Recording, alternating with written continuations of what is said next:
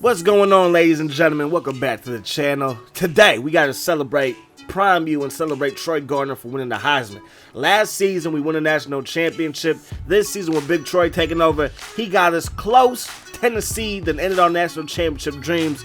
But it was a fantastic season, and Troy got that Heisman. It's been a good ride with Prime U. Now, my plans for NCAA 06 moving forward is just simming everything, having computer versus computer matchups, and not creating another school for the foreseeable future. I do want to do another Dynasty, and I want to take this Dynasty further. I want to actually show Prime U games, I want to show ATU games, and I want to show SAU games going along with this new Dynasty. Now, my plan is to either use like Appalachian State or North Dakota State, some team like that, and see how long it would take to build that team into an actual Dynasty. And when I do play the game, so to speak, it will be computer versus computer. So it's going to be heavy in recruiting, heavy in development. You can't really develop players because there's no training or anything like that. But still, that's the direction that I'm taking both of my channels, kind of. So we are going to be doing MLB The Show on my other channel. We are going to be sticking with ESPN 2K5. I will continue to play Madden 07 just because there's no broadcast camera. And it sucks about the broadcast cameras. Like, what? No, so I'm going to just finish off that series. And that's the direction we're moving. Yeah, so let's get into this actual video, man. Gardner was doing this thing versus SAU, but we did come up short. Prime U did not beat SAU at all, man. I don't think there's going to be a way that I could actually, like, put those teams in matchups in the new Dynasty, but that would be kind of cool to see if Prime U could ever beat SAU. That really would be cool. But here versus Virginia Tech, my boy was showing out. Now, in this game, I feared that we could start the year of 0-2 and the national championship games would really be dashed. Because we, after the SAU loss, we had a chance, man, to get right back into the hunt to get back-to-back titles. And I did not think that Gardner was going to win the Heisman.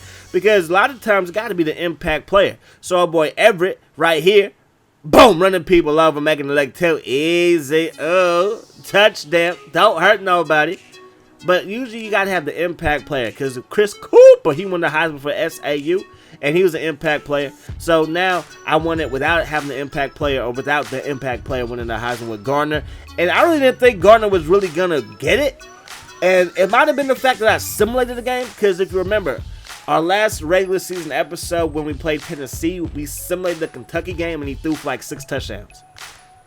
The dude was a monster in that game, and I just simulated. And now we're taking on OU. And I was thinking that this game would be so competitive. Like, I was like, oh, this is going to be the game. I believe OU was a top 5 team at this point. We were still trying to get back into the top 10, and we were killing these boys. Look at that, 34-7. 34-7 was the score when we left that one. Anyways, Cantrell over the middle as we take on Arkansas. Arkansas gave us some fits early on. I was kind of surprised, man. Arkansas gave us some fits. Arkansas was a much better matchup than the OU game. I don't know why. I don't know why. And there's no shots at Arkansas. Arkansas just wasn't that great of a team. Alright, and then right here, this is not Troy Gardner, but maybe Bass, who won the Thorpe Award. That's our second straight Thorpe Award trophy for this Dynasty in back-to-back seasons. Bass might have been prophesized, not about him, but for Troy Gardner and the Heisman. Ooh, kill him. Anyways, man, now we're moving on to Florida State. And versus Florida State, we will show out again in another ball game that I thought was going to be like an instant classic. But as you see, it's 21-0. I mean, it's 28-0. Mike Hudson down the right sideline getting busy. Do your thing, bro. Do your thing. 28-0, 35-0. Everett getting in there as well, man. We beat the brakes off of Florida State. Now it's time to take on Ole Miss. And we got Mike Hudson, bro. When you let my 4th receiver Hudson eat, and then you let Ben Cantrell doing it well, get busy down the sideline, you're going to be in trouble. Trouble. Ole Miss didn't stand a chance, bro. They didn't stand a chance in this game. I'm joking. They did come back a little bit. They're only down by 3. But then Troy Gardner's like, let me get my 5th receiver involved, Alexander. Alexander's one of my favorite targets, bro. He was small, kind of like a Wes Welker type, but he could make some plays down the field. He was a slot receiver that could take the top off of defense. And then Gardner gets up to the 40, and I think that might have won him the Heisman, was his scrambling ability. Now, we did throw, I believe, around 12 interceptions this season, but a lot of them came in the earlier games. And later on in the season, he would throw for like, 2 touchdowns, 3 touchdown games with no interceptions, and I think that helped him as well. But definitely his scrambling ability was a big key. Now it's time to take on Georgia. And Georgia didn't want none, bro. This was supposed to be one of the best matchups in our division, the SEC East, right? But it just, Georgia did not have it this year. They did not. I believe at this point they were 3-3. Like Georgia, 3-3. Like Georgia, the big dogs, like dang, bro. Like I don't know what happened. I don't know what happened with recruiting, with coaching. I just don't know. Hudson, he knows. Too much speed. Looking like Antonio Brown before he went crazy. That's going to be a touchdown.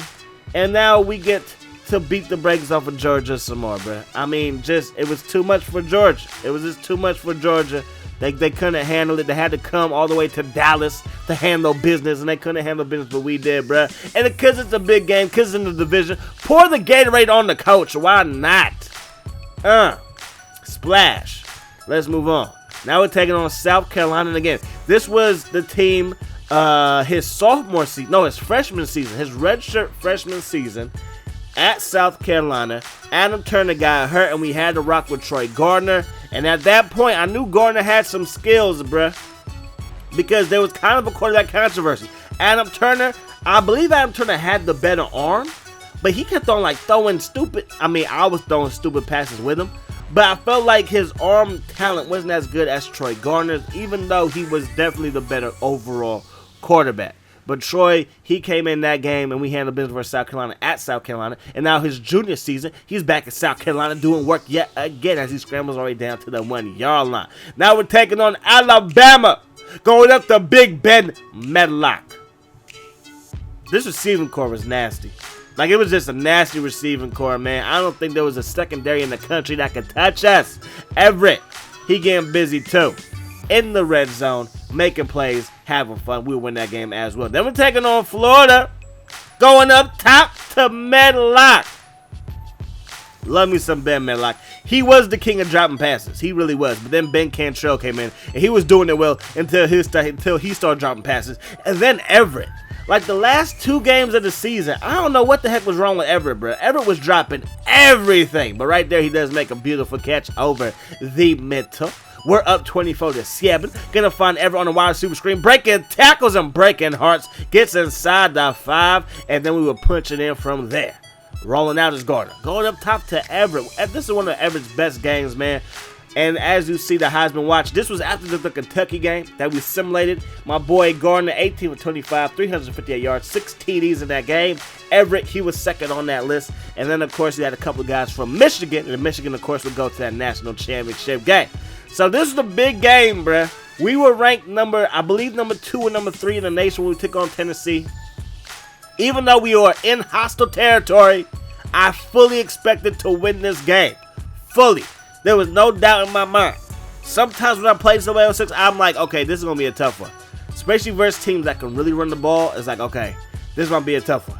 But nah, this really was a tough one. I thought that we had this one. I thought it was going to be cookies. I thought it was going to be cookies and cream, ice cream. But nah, it wasn't. And we would end up losing to Tennessee. But we would still get to the SEC title game. And this was a classic, bro. The SEC title game versus Mississippi State was a freaking classic.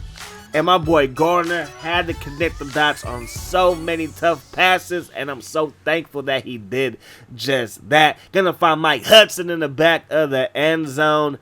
So the fact that we had to come back versus Mississippi State, and it was look at that, it's 28-10. We were down 28-10 to Mississippi State, unranked Mississippi State, who actually is now on probation. As I checked out everything, he's on. It's crazy. But Mississippi State took us to the freaking max, bruh. Took us to the max. Gardner had to use his feet, had to use his arm. It was a fantastic game. We had to come back. As you see, there's 32 seconds left in the first half. Taking a shot deep. Don't let my 5th string receiver. Don't let him eat. Don't do it or it's going to be a long day for you. Then we got Medlock in the end zone. Touchdown, prime you. Touchdown, Big Troy. That was the second TD pass of the game. If it ain't broke, don't fix not a darn thing. That's Medlock over the middle making plays. Gardner rolling out, making plays with his feet. Gets all the way up to the 20, slides down there. So we're back in the red zone. We got Alexander. That's a touchy. And we'll come back and win the SEC title game. And then it's time for the Heisman, baby. and I really did not expect him to win. I thought that in past dynasties, I'm thinking like ATU, I had a couple of players that probably should have won it but didn't win it. I felt robbed. So I kind of felt like the same thing was going to happen here. But when you had Everett in the top 2, you had my boy Gardner in the top 2. It's going to be one of those guys. I was like, man, our chances are pretty good. He had 39 total TDs, bruh. And they end up giving my boy Troy Gardner the Heisman. He did not score a touchdown in our bowl game, so that's why that's not pictured here. But I really do appreciate you guys watching the video. I do. If you missed anything, click on one of those things on your screen right now. Do it. I hope the rest of your day is the best of your day. I hope you enjoyed the video. I'm gone. I need to take an allergy pill because I'm stuffier than a mug. But peace, love. Hot sauce.